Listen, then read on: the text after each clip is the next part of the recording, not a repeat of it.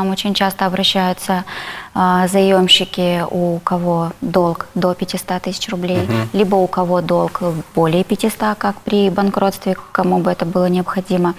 Но наши услуги гораздо дешевле в сравнении с банкротством, и мы для клиента добиваемся либо платежей, удобных, посильных для человека, либо это в досудебной стадии порядком переговоров с банками, либо это уже после суда, то есть проработка с приставами, либо реструктуризации, удобной для клиента в первую очередь, а не для банка. Потому что, как правило, банк всегда свои условия диктует, которые выгодны и интересны ему, но не заемщику.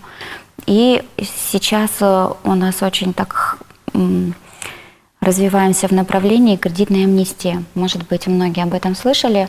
Это позволяет списать задолженность перед заемщиками до 90% от основного долга. Это когда сформировался долг у человека, да? То есть он на протяжении нескольких месяцев не выплачивал. Может быть, даже лет. Может быть, лет. У него накопилась какая-то там совершенно невероятная сумма, которую, понятное дело, банк очень хочет вернуть, да?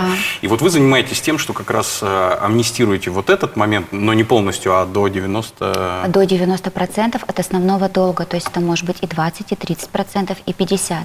Ну, яркий самый случай у нас был, я не буду называть название банка, у заемщика была задолженность с учетом пеней, всех штрафов, неустоек, 1,5 миллиона, и ему это списали его задолженность за 150 тысяч рублей. И он продолжил потом выплачивать уже? Нет, все, его долг остался закрытым, он больше банку был ничего не должен, все, он рассчитался. Интересно. А то есть это, наверное, из-за того, что пени и штрафы как бы... Пени, штрафы банк, конечно, сам никогда не будет убирать. Для него это не всегда выгодно. Скажем прямо, для него это вообще не выгодно. Мы вот по этому полюсу финансовой защиты не предлагаем, а максимально списываем все вот эти неустойки, потому что очень часто они нарушают права наших заемщиков. И когда эти все неустойки списываются, остается голое тело долга. Ну и минимальный процент от банка, который банк имеет право брать.